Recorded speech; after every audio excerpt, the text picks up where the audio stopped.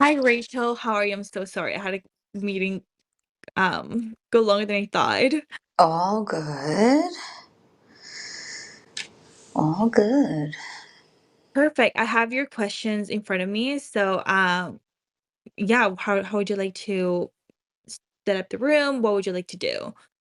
Oh yeah, I sent you that list so I can resend you the Mhm. questions and if you want to kind of engage and kind of help me kind of go down the list, we can do that. If not, of course I can always prompt myself, but either way. Perfect. Yeah, I have no problem asking you the questions, but ideally would you like the audience to participate and have them ask the questions themselves, correct? Well, we have the prepared Google Doc from your team from Paige. So why don't we go through that and then we can open it up to Q&A sort of towards the end. Okay. Okay. Okay, welcome everybody. Thank you for joining, and please, don't mind us while we continue to plan at the start of the event, which is all good. You know how it goes. So I will just get us started, and thank you everybody for joining. My name is Rachel Serwetz, and I'm the founder and CEO and career coach at Woken. So I believe now we've been on Fishbowl maybe could be 18 or 19 different times at this point. So we're really excited to continue our series with Fishbowl, and feel free to, go to my profile so that you can follow me and be notified of future conversations. We've got a few more upcoming in the next few weeks where we are going to partner with different recruiters, and even more that we are already getting planned for Q2. So today we're doing a continuation of our Recruitment Unfiltered series. And, in the past few sessions, we've been partnering with recruiters, but today is just me here as a career coach. And of course, I'm here with Valentina from Glassdoor and Fishbowl team. And, we're just going to be as honest as we need to be, right? Given the hundreds of job seekers that I have worked with over the years, we're here to help you with any and all things on your mind career wise. So there's really nothing off limits here, and we could talk about, exploration and clarifying your direction, branding, upskilling, networking, job searching, interviewing, you name it, mindsets, accountability. We're here with an AMA, and so we do have prepared questions. So we're going to get those going, and we're going to probably spend, maybe about 30 minutes going through some of the prepared questions that we have, which are, actually pulled from the Fishbowl community. So these are top of mind questions from the audience. And then we are going to open it up to Q&A here. So you can either raise your hand or DM me if you have a question at that point. And that is kind of our game plan for the day. So we're just going to dive right in. And Valentine, I don't know if you want to kick us off or introduce yourself or how you want to kind of dive in. Yeah, of course. Hi, everyone. My name is Valentina, and I'm part of the Fishbowl team. I'm sure if you guys have joined Fishbowl team lives before, you've probably seen me around. But yeah, let's get started. So we have a bunch of questions from the community on the topic today. And once again, like Rachel said, if you have any questions, you can DM Rachel, DM me, or you can raise your hand at the end. So the first question, Rachel, what are questions that I can ask during the interview process to understand the company's culture or work-life balance? Yes. This is a great question. And, look, during interviews, there's a lot of different things you can ask, right? And so in the early interviews, I like to ask strategic questions that actually prove your fit and your knowledge and that you're thinking seriously about the work. And, by way of what you ask, you can actually show that you're already thinking like that person. If you're interviewing for a marketing job or a recruiting job or whatever it is, what would you be thinking about if it was day one on the job? So that's your strategic types of questions. But once you get to the point of the interview process where you're actually asking things that you need to know, you can, of course, get really creative and concrete. And I like to ask things like, they ask you, tell me about a time. Why not ask them, tell me about a time? You want stories, you want data points, you want examples, you want to understand the patterns of how they operate versus, oh, what's your culture? Right? Because if you say what's your culture, they're going to give you some fluffy, broad, vague answer. So, what I like to do is get really clear on what elements of a company culture or work life balance that work life balance is one specific element. But if we're just talking about culture, what element of a culture do you really want or need in in a work environment? And then how do you translate that into a question that can elicit a story? So, tell me about the last time someone on the team brought up a new idea or a way of doing things and how that went. And the beauty of this is when they tell you something specific, you're going to really gauge what the culture is like because they either are going to say, yeah, once a year we review the backlog and we look at the budget and we pick one idea to implement. Like that doesn't sound like a lot of frequent innovation to me. Or they may say, yeah, Jane brought up this idea yesterday and she's been running with it ever since or whatever. Or she proposed and she made a case to the VP and now she's running point on it, right? All of a sudden I'm like, oh, idea meritocracy, cool. Or maybe it's somewhere in the middle where once a month the team reviews all the ideas and initiatives to prioritize, right? And it could be anything beyond what I'm saying, but when you get specific examples and stories of like how do you operate, you can then elicit, are they showing this trait that I want or need, right? You make your own opinion based on a fact, a story, a data point, right? If you're trying to look for work life balance, I would think about what factors affect like support. Is it, whether the team is understaffed or how staffing happens? Is it assignment of projects and how they balance priorities across the team members?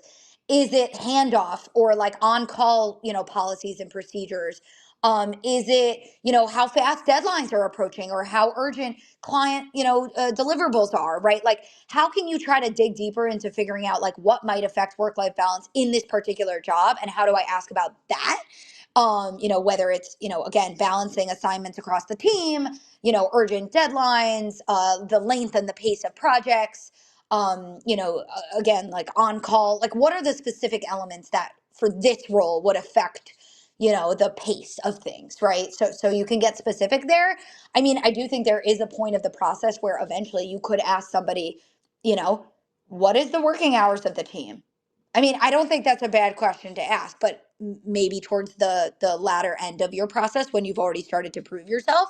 Um, the other thing is just chatting with somebody who's outside of your interview process, whether they're on that team in that department or just somebody who works at the company. Those are other ways to get like a more fair and objective view of the culture. But just keep in mind, even different departments within a company might have a different sort of subculture. So those are just a few ways to sort of get to know the culture or the work life balance and kind of how to think about your questions. But honestly, really just take time on your questions. Like, literally sit there for 5 minutes, 10 minutes, 15 minutes. And if you reflect on the best way of phrasing your questions, you'd be surprised how much you could push yourself to clarify, like, how can I phrase this in a way that's really clear and getting at what I need to get at? And also could be impressive, to show that you're thinking seriously about it. Like being thoughtful about the questions and the phrasing of them can go a very long way. Thank you. That is really helpful. Also, someone asked if I realize the opportunity isn't a good fit or I'm not qualified halfway through the interview, should I say something? Yeah, that's a great question.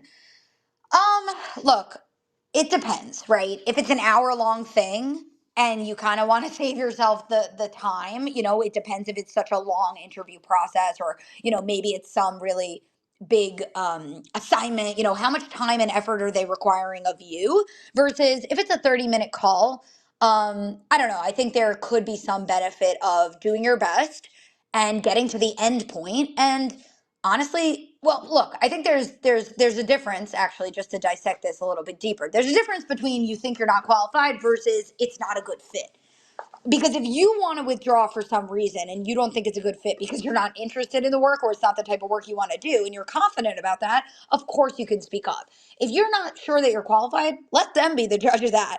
You know, Depending on your relationship, you might have a referral who advocated for you or vouched for you. I mean, you never know. If it's a more junior role, are they willing to train you? Are they, some companies, might just be prioritizing more of your thought process, your approach, your soft skills. I mean, those are still valuable depending on the role. Of course, hard skills is so, so important as well. But I would, get to the end of the call and sort of, uh, you know, remember, you always have time on your side. You can both be thoughtful. You can see what they say. Or if you think the company is a great fit, but there's another role or team that might be a better fit, that could also be a conversation. But I don't think you need to like rush to say something urgently in the middle of a call per se. I would just take your time to feel things out, flesh it out, and give yourself the time to really assess if you really truly want to withdraw from a process. I don't think you need to like stop a call per se, just because sometimes we just don't know. But the only reason I would say you could stop it is like either if it's some 2 hour interview and you're just like really, if it's something really long or time intensive, or it's something you realize that you really don't want. But again, if you want a good relationship with those people or that company, or you think there could be another role or another team that's a fit, it might be worth it to just like um get to know them and have them get to know you. But of course, there's a balance. Like if you feel like you're being forced to give answers for things that don't make sense, there could be a time and a place where, it could uh, make sense to be honest. Because look, in the end of the day, an interview, you have to be honest. And so if you're truly not a fit, it's going to come to light one way or another, right? So you kind of have to judge in the moment, like what makes sense. And you can always make a strategic call and try to use your best judgment of like, does it make more sense for me to start talking about the adjacent team or the adjacent role? But I do think doing your best as much as humanly possible, like, again, whether you're qualified feels like it could be a judgment call. You might have been exposed to some process that the person sitting next to you did, and your exposure to understanding what that thing is, even if you didn't do it yourself, like could be good enough for them to train you. Like you don't really know. So, I would just be wary, but for the right reasons. If you were truly certain or truly confident, of course you can withdraw at any time.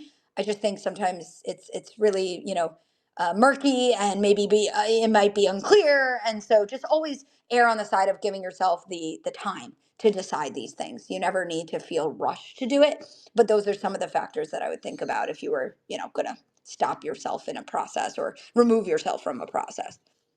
I think that's really helpful. Next question that we have, it says, how can I increase my confidence while interviewing? Yes. There are so many things I can say about this. But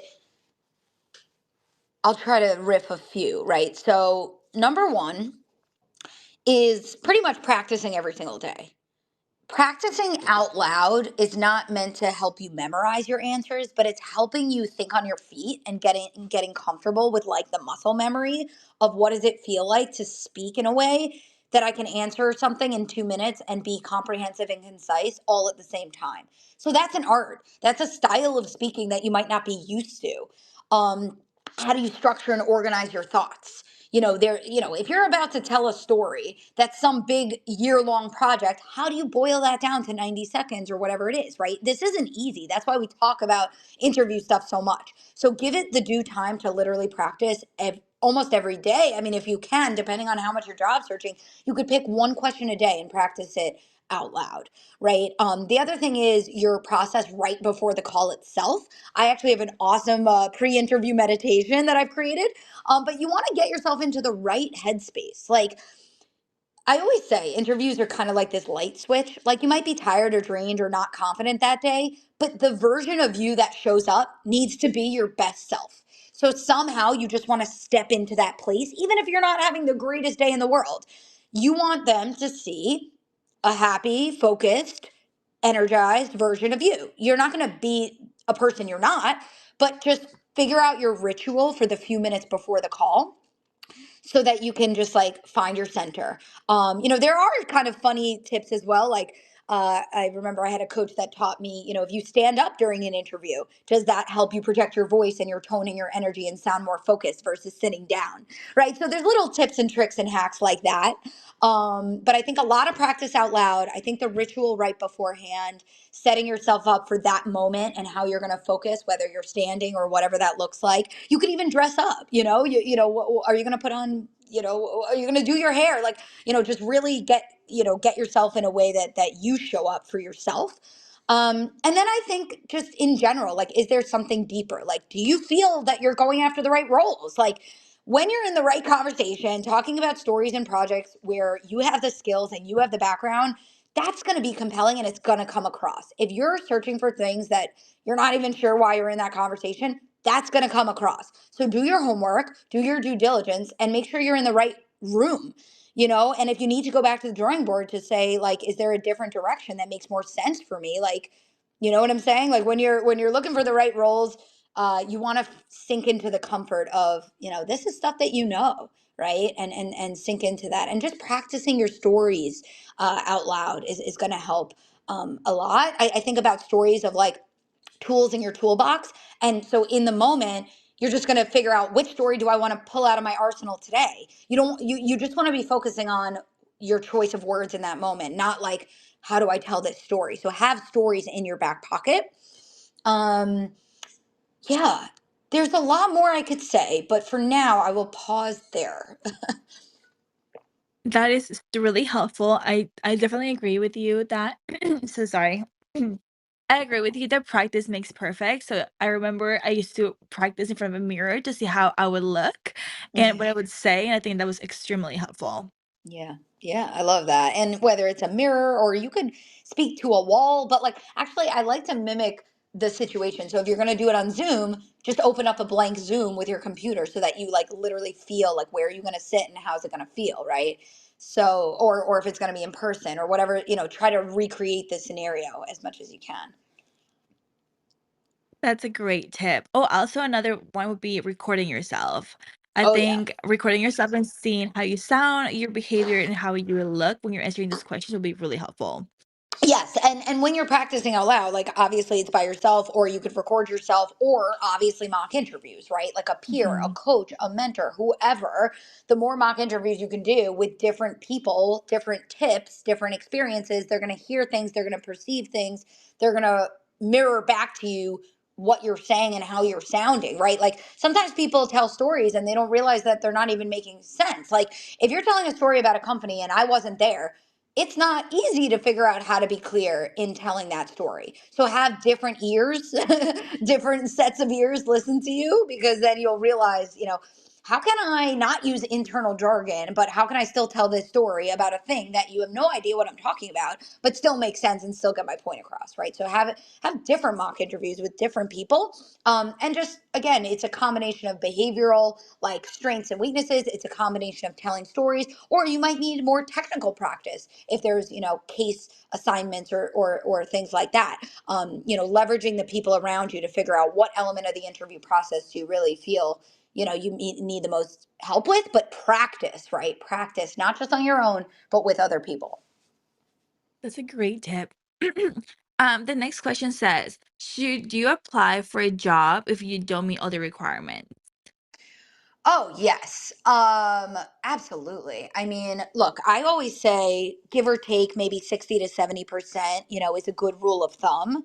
But look, job descriptions are sometimes confusing, not clear, right? So wrestle with the information the best that you can. You might look at every single bullet and give it a quick ranking of, like, 1 to 10, how and where have I done this before in a similar capacity or a different capacity or whatever it may be, right? Try to really read it in a way that you can, tailor your experience. But at the same time, doing your due diligence and networking with people to know how to read those job postings. Or if you think it could be a fit, but it's a little vague or a little unclear, like, still you can, send a message and, go out of your way to try to stand out. And honestly, sometimes we only learn really what this job entails when we go through the interview process. So, 60 to 70%, do your best to interpret and analyze the JD and the job description, but don't, like, stress over it so much, right? We do want to prioritize because we can't apply to every single job with our limited time. So, you might research a bunch, and then you might, really prioritize which ones feel like they make the most sense for me to apply and go out of my way to target. But again, we're only going to learn so much from those postings. So, I wouldn't, you have to take everything with a bit of a grain of salt. And so, rule of thumb, why not throw your hat in the ring, right? Don't hold yourself back. And if you're really not sure how to read those JDs, leverage a mentor or coach or a peer to make sure you know how to actually analyze those job postings. But definitely don't, hold back if you're not meeting every single thing. That, there's, it's more about sort of majority rules, in a way. That's a great tip. Also along those lines, it says, I'm struggling to get interviews despite applying for a ton of jobs. What might I be doing wrong? Yeah. So I think about job search like a funnel, right? And so top of funnel, you want to get your foot in the door. You want to get the first round interviews. If you're not getting first round interviews, I think about doing more networking over more online applications. And to me, networking means hosting 20-minute, informational chat with people who are in the roles, in the teams, in the companies that you're looking to work for. If you're landing interviews but no offers, that means we need to do more mock interviews or think about, what's going on in your interview process. But when you're not landing the first round screenings, I would really think about, am I meeting the right people? Am I getting my foot in the door? Am I getting in front of human beings? It's kind of an unfortunate reality that the online postings aren't sufficient. And so, what I would think about is, how am I balancing my time? How much time am I spending researching the right connections or reaching out to people or having informational chats or following up after those chats to see what other introductions they can give me? Ideally, when you're meeting people, that's when you're identifying open roles, you're getting your foot in the door, you're sharing a bit about you, you're learning from them, and then all of a sudden they're going to want to refer you or introduce you to the recruiter and put in a good word and all that good stuff. So networking is truly the key, but there's other ways to meet people, like joining events, joining groups and communities, and thinking about skill development opportunities, or of course, there's some time you're going to spend on your personal branding or doing research or doing reflection. There's a few different critical activities that you can do during your job search. So just balance your time, prioritize your time, and understand different creative avenues, different resources, different groups, different ways of expanding your network and getting yourself out there as a person. A computer is not going to hire you, a person will. So you need to get out there as a person and not just a resume in the online apps, right? Absolutely. That is so true. You do have to connect with the other person as yourself and definitely sell yourself as the person that you are in your history and your experience. The next one actually it says, "What's a day in the life of a recruiter like?" Oh goodness. Well, I don't know if I can answer this actually. I mean, I am a career coach, of course, right? So I don't want to speak for a recruiter. But maybe in our future ones, we can come back to that question and ask the recruiters that join us on our events. I don't want to give a wrong answer here, and I can obviously answer what my day to day is like. But that's a great question. I mean, if you're debating actually, um, I don't know if the original question was coming from somebody who wants to learn about the job of recruiting or just trying to understand the process of a recruiter. But those are types of sessions that we actually have on Fishbowl, in our previous sessions and our upcoming sessions. So I'll probably save that one for that point. Okay, perfect. The next one says, "How do you stand out in a difficult market, especially early on in your career?" Yes, standing out is a great, interesting, important question, right? And I think it depends on what. Sometimes when people ask this, what they really are trying to say is like, "I'm not landing first rounds. How do I stand out?" And so there's a difference between, am I doing the right job search tactics to even get first round interviews, which is what we were just talking about earlier, versus when I'm in the process, how do I stand out as a candidate? Right. So obviously on your resume, you want to make sure it's clear and clean so that your impact and your results and your achievements are super obvious and your resume is easy to digest, right? So your materials, your LinkedIn, those are ways to stand out to make sure that your branding is just airtight. Have another pair of eyes on your branding materials to make sure it's really, selling yourself and it's strong and it's compelling and it's clear. The other things, of course, is interviewing, like practice how you communicate, because sometimes you might be more than qualified, but if you're not getting the point across in the way that you communicate, we want to make sure you're bare minimum just like getting your skill set and your background across in a good way. um, And then, other than that, I think you can get creative, like building thought leadership. Maybe you write a blog. I love, like, after a, interview, you can send a blog, which adds more value because you're like, here's a written format that explains my expertise. So, like, say it's a project manager role, you could be like, here are the 5 things that make for a successful project, right? It's a great other format that can get your knowledge or your experience across, by having that thought leadership. You can also have your voice be heard on LinkedIn or whatever platforms your community is on. But getting your voice out there and building your personal and professional brand that way. You can think about doing a personal video. You can think about doing a website, or even a portfolio can be a creative way to showcase your project background, or the projects and the experiences that you've held in a visual way rather than just a resume. So those are some of the materials that may help. I do love a good video pitch. If you record yourself for 60 seconds on a YouTube video introducing yourself, and you link that to your resume, or even in an email networking outreach, that really can humanize things, and just show your demeanor and your tone and your energy and who you are. Beyond just a piece of paper or beyond just an email. So utilize video or portfolios or other, think about what other digital tools. Again, standing out could really mean a lot of things. Like, some element of this question is like, how do I just get myself out there? And I think the last time when we were chatting with Pete, he was a recruiter and he was mentioning there's so many job boards. So is it standing out, or is it just I need to be in all the places? Like, creating a profile on different job boards so that your resume exists in different places where people can find you. You know what I'm saying? So there's volume. Obviously, it's a balance of quality and quantity. But remember, standing out, of course, your brand has to shine, your expertise has to shine. But it's also a question of, how am I getting myself in front of the right people and doing the right things, right? Absolutely. I think along those lines, it's almost like, how can it stand out if I have no experience? What if someone doesn't have any experience or doesn't have anything they can actually put on their resume that's going to have them be an option for that job? Yeah. So, sorry, I'm just making sure I'm reading the same one. So, how do you stay sharp in your career? That one that you were just referring to? Yeah, so how do you stay true with your career? But I was also adding in another question to the one I was asking, like, how can I stand out in a difficult market, especially if it's early in your career?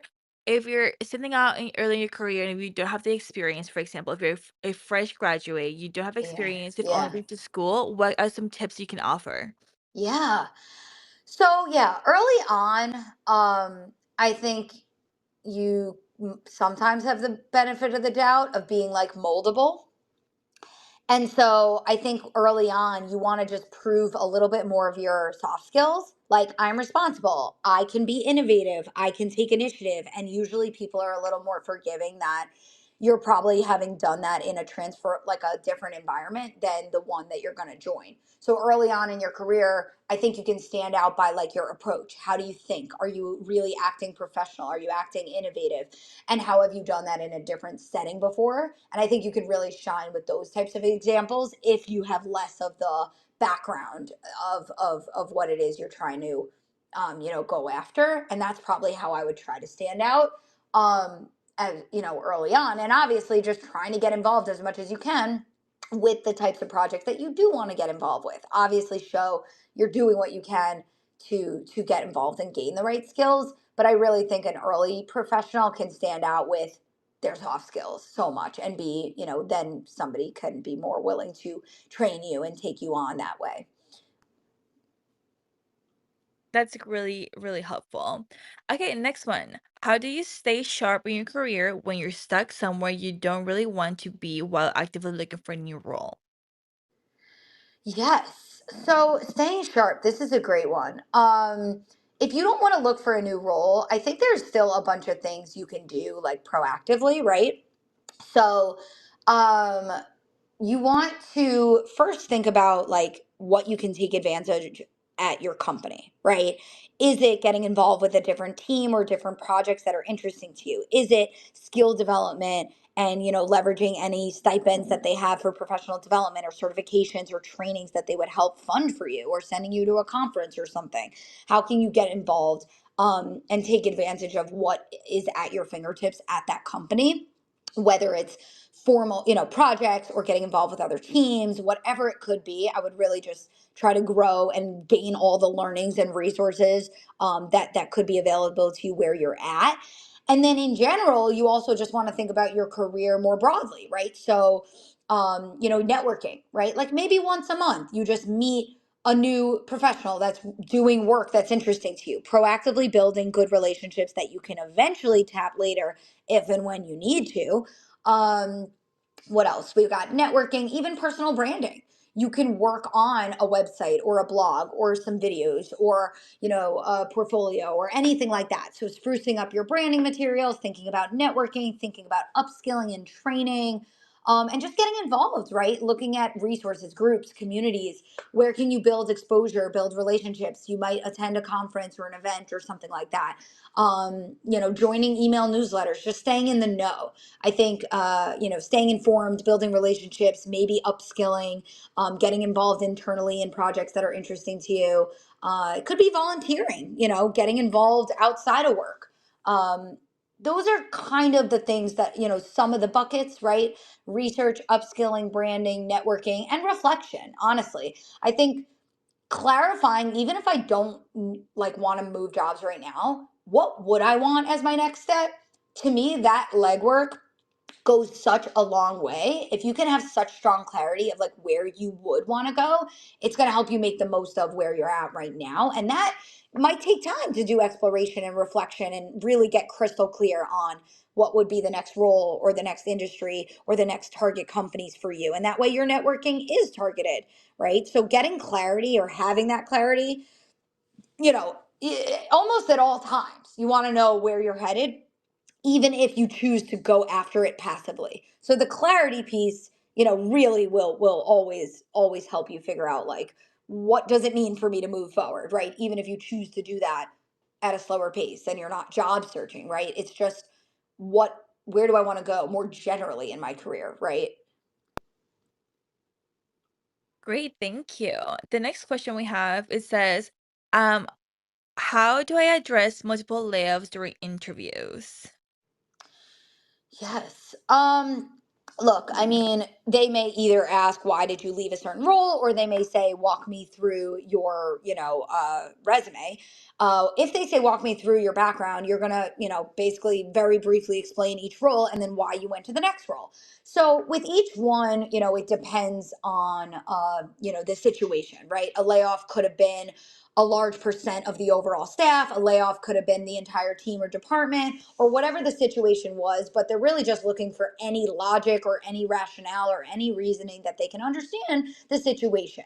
And so the more in an ideal world, like if it didn't have to do with your performance and it was a bigger layoff or a bigger situation, they're going to understand that. So usually, as long as you're, there's a way to explain it honestly, right? And honestly, there's stickier, when it comes to performance, that's when you really want to try to practice how do I phrase it? But usually, if it's a broader layoff, you want to just explain the broader situation, right? How many people were impacted, things like that that will show that it was a more of a company wide, impact or decision.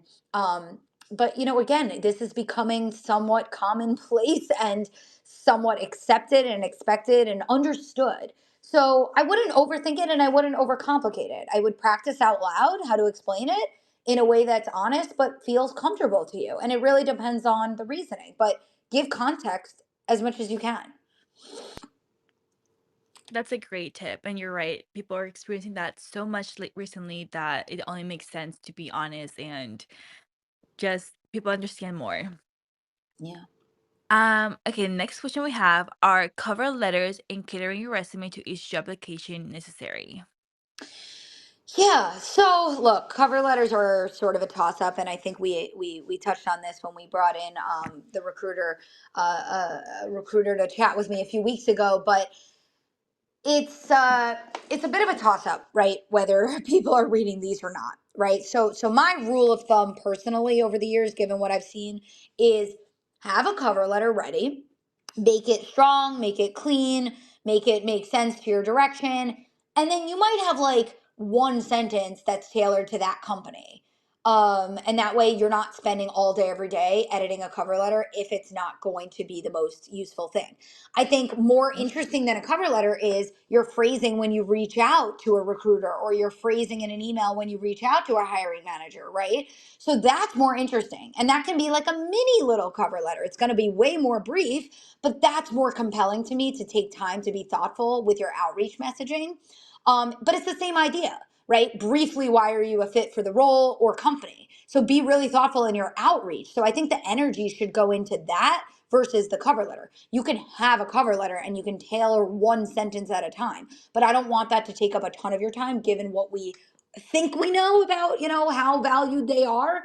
And so again, it's all a balance of, what's worth sort of your time and energy here.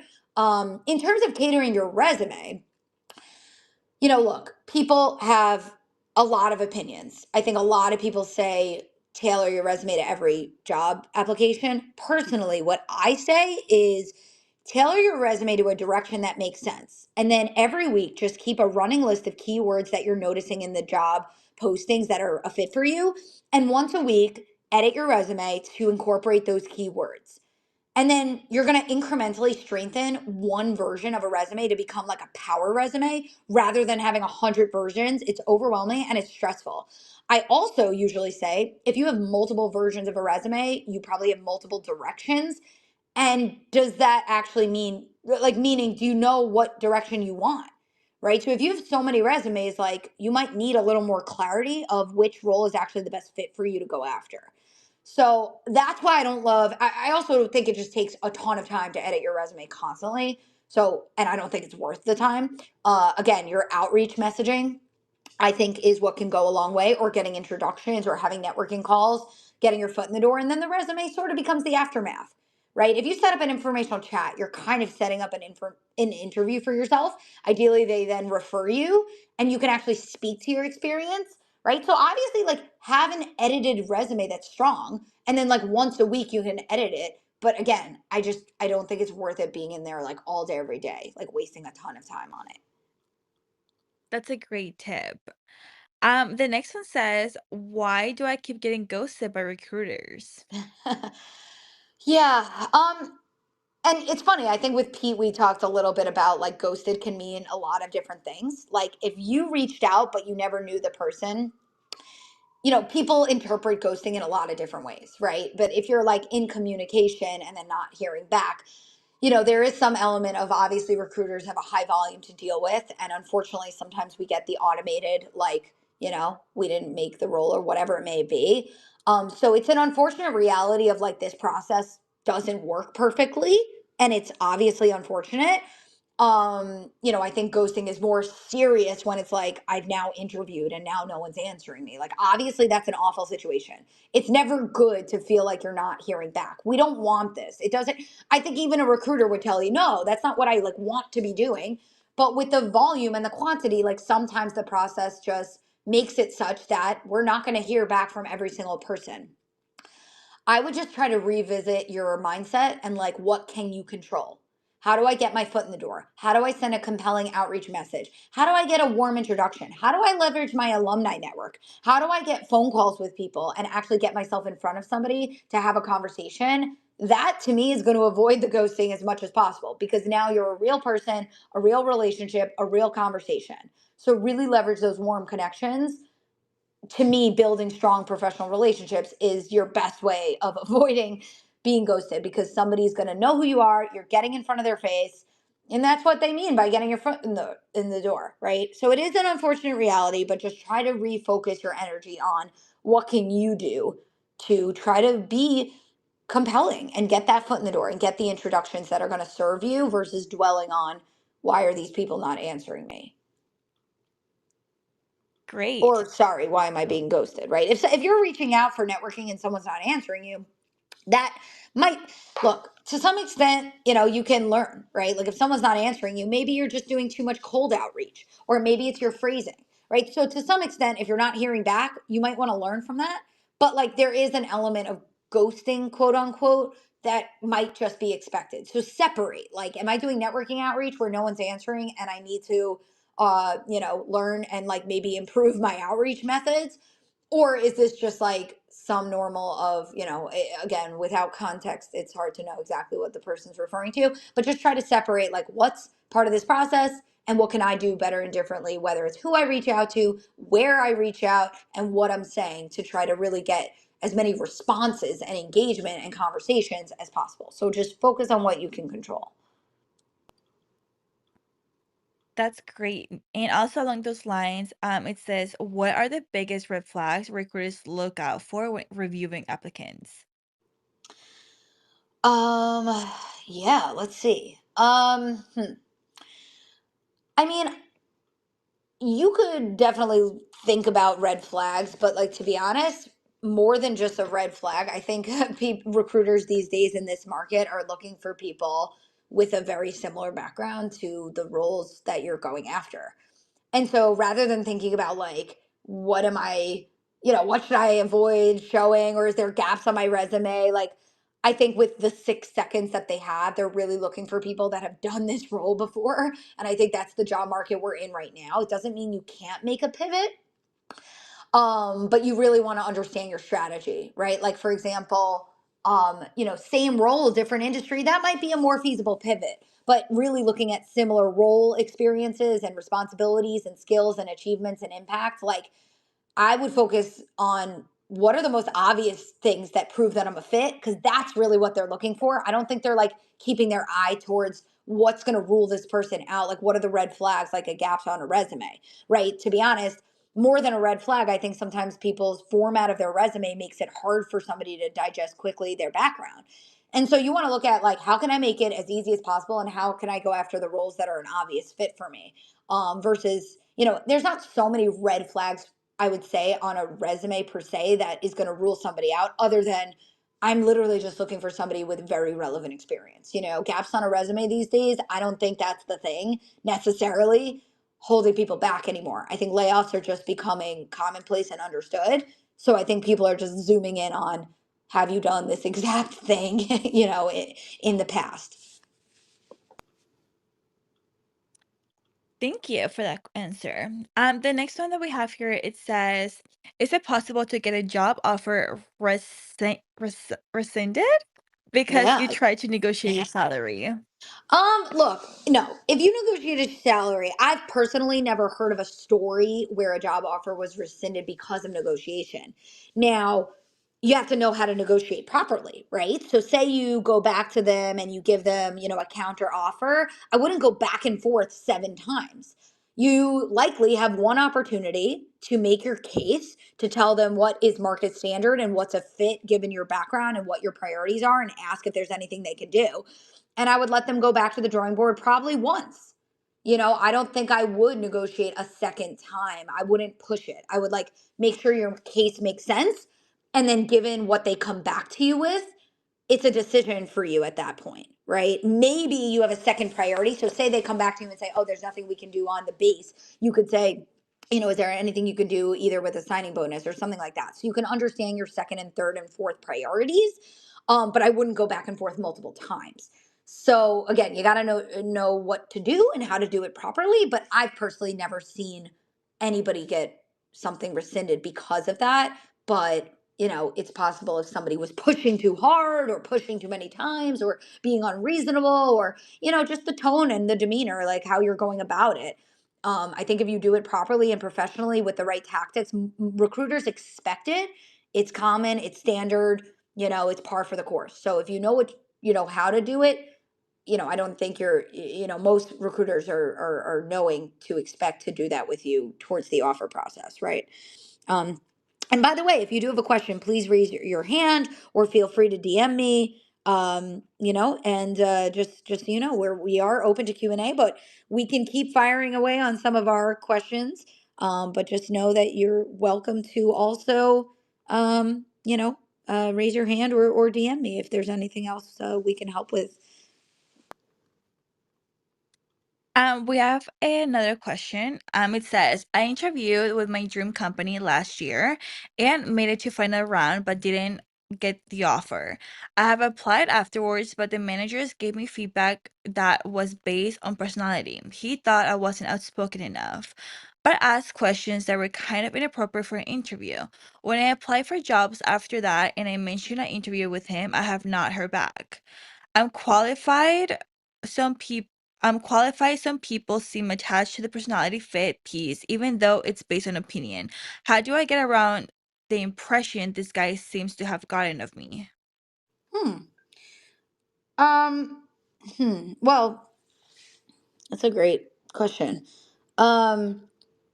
Look, if you're trying to rebuild a relationship with this one person or this one company, I think you can try to see if they're willing to hop on a call with you in terms of like giving you feedback, or you could say like, would you be open to chatting with me so I can learn about your, perception, and I'd be happy to share a little bit more from my perspective. And you could just say like, this would be a growth and learning opportunity for me if you're willing to spare a few minutes. I did enjoy this process and I'd love to, keep a relationship for the future and really just learn from this experience if you're willing to chat. So I think if you make it really authentic about feedback, especially if you got through all the final rounds, like maybe they'd be willing to talk to you so you can understand it a little bit better. But to your point, sometimes it's an unfortunate, like maybe it just doesn't make sense and it may not be fair and it may not have been the right decision to judge a personality trait per se. And so there's only so much, sometimes with feedback, it's like we take what we can and we leave the rest, meaning maybe there's some good learning there. Maybe we wanted to give you, maybe you could have more energy, or like what can you do differently in the future. Or there might be like you walk away saying, you know what, that didn't make sense for them to use that reason, and I just want to go find a place that accepts me for who I am, right? And so not every hiring decision makes perfect sense. So it's like any feedback in life, you take what you can, and if something doesn't resonate, you can also leave it behind, right? Just because they said no, it doesn't mean that it actually made sense per se.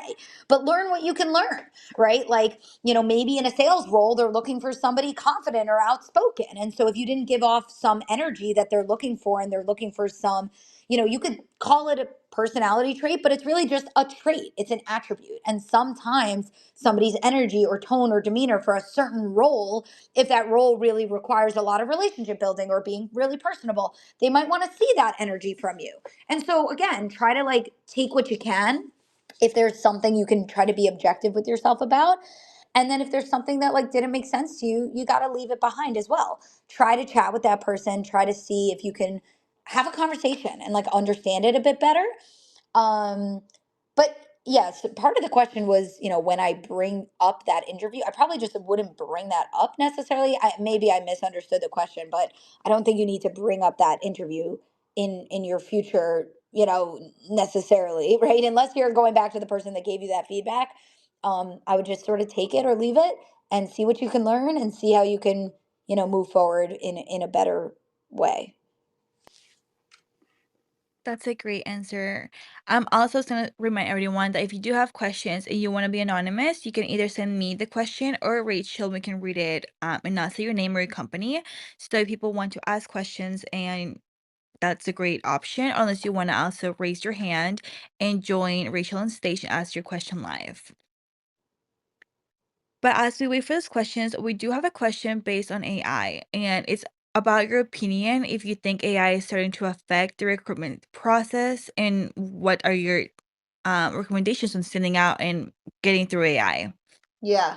I mean, it definitely is, right? There are definitely tools that are screening the resumes.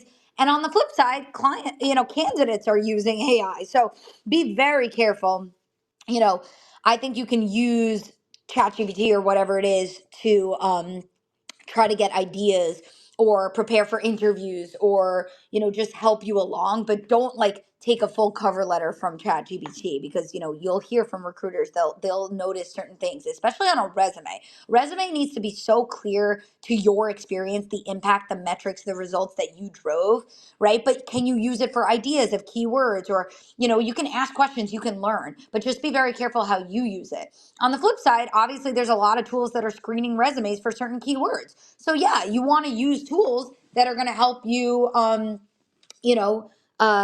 get around that. So you want to identify the keywords and make sure your resume has them. I mean, in a nutshell, right? Like that's what tailoring a resume is. So of course you're going to do that. That's part of job search. But Do you need to sort of sit there all day doing it? No. Once a week, take a moment to update your resume and have a moment to say what keywords need to be in here. There are tools like JobScan and different tools where you can actually help yourself to compare a job posting to your resume and make sure you're doing what you can with optimization. But I just don't think you need to sit there all day, every day, either stressing or tailoring your resume or worrying about this. What you need to do is, get in front of people, right? A human's going to hire you. You are a human. You are a person. The resume is just a reflection of your background, and it's a supplemental, complementary materials, right? So don't only rely on applications as your first step. Your foot in the door requires your physical foot in the door, meaning build connections, have the phone calls, get introductions, right? So yes, AI is real, right? And there are tools, and optimizing your resume makes sense. And also, even LinkedIn, like optimize your LinkedIn profile, right? So absolutely understand the digital tools. But yeah, you can understand what they're using, and you can understand tools at your advantage to, optimize, right? So there are tools for you to make sure you can, level up as well. So you can use it to your advantage, but just it all has a time and a place, right? 100%. Also, the next question that we have is now a really bad time to pivot careers given this economy? Yeah. Um, so pivoting is not necessarily the easiest thing, but I do think it depends on the pivot that you're making, right? So, say you're going from like sales to account management or something that's like super, similar, like there could be a way to brand yourself, and maybe coming at it with some fresh, perspective could add value to a team. Or say you were a software engineer and now you want to be a solutions engineer, or say you were a developer and now you want to be a product manager. Sometimes a pivot or a transition can make a lot of sense and can add value given your background. But it really depends on the type of pivot you're making. Are you pivoting industries? Are you pivoting roles? And how big is that change? And really understanding the data points, the stories around how do people pivot it? What is truly required? Is it just a matter of me getting the PMP, project management certification? Or do I need a portfolio? Do I need to have, say for UX design, I need to show I've done 3 case studies or 3 client facing projects, and I need to show the wireframes, and I need to show my process, right? So what is truly required? The learning goes an extremely long way. So just if you're debating pivoting, have those informational chats, and that's going to inform your strategy, right? If you're like worried and it's a big change, you might be like right to worry, and it's okay to inform your strategy. And maybe there's a 2 step process you can take. So maybe you say, all right, this role is a better step forward. It's not my dream role, but it's like a step in the right direction. And then eventually I can move to that role, right? Or whatever it may be. So, there's always a way to strategize, and you always want to think about what would be a little bit better or a little bit different from my past role, and that way you're always moving in a good direction.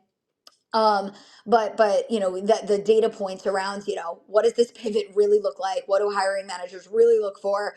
And getting as many stories and data points, that's going to inform your strategy to know, is it too big of a change? What makes sense? What are people looking for? What does that mean for me? Right? It depends on your background and what you're looking for. That could be a slight change or it could be a big change, right? And with any pivot, yes, you want to do upskilling, you want to rebrand yourself. There's components and ingredients to making a pivot happen. But the short answer is we are in a market that people are looking for a very similar background, right? That's the job market we're in. Again, it's not impossible. I think just depending on your change and your pivot, you want to learn as much as you can to make that decision yourself of like, given my background and given where I'm going and given this market, like what are people looking for right now, right? It's too hard to say more broadly, right? But it does depend on you. Along those lines, someone's asking, what is your advice on switching industries when keeping the same role? And also, are summaries required on resumes when switching industries? um Wait, sorry, can you state it again? Yes. So this person's asking, what is your advice on switching industries when keeping the same role? And also, are summaries required on resumes when Okay. switching industries? So to switch industries and keep same role, I think it's a way easier change, but it does depend.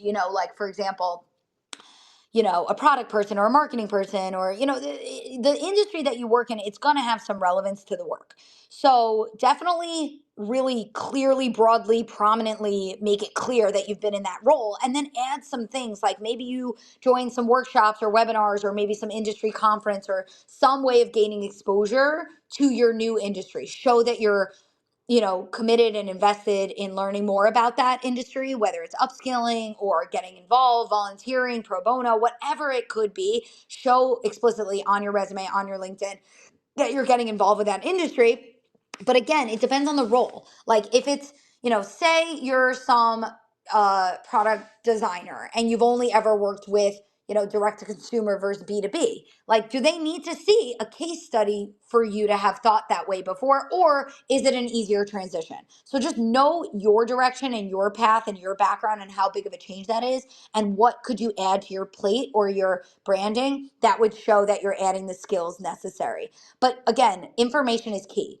Say there's sales, B2B or direct to consumer. Is that such a big change? Like, you want to learn the nuances from hiring managers to see, like, how do they view that type of person? How do they view that type of pivot? Right? And is this feasible? Right? So learning from your people based on your pivot that you're trying to make and what they look for. In terms of summaries, I personally like a summary, but you have to do it really well. So I like to say background, strengths, direction, and just avoid generic jargon. Like, we're all great problem solvers and communicators. Like, don't write things that are not going to actually help. Work with a coach or a mentor or a peer to make sure you're really doing specific value added words. If you can summarize your background extremely clearly and your strengths and your direction, I think it could go a very long way to have the top of your resume make that clear. But you just, again, have to do it well and just avoid, you'd really have to have another pair of eyes on it because sometimes it's just hard to know yourself. But yeah, avoid phrases that may not really tell us anything about you, like the phrases that sort of anyone may use. So yeah, again, with the concise space, it has to be really specific and really value added.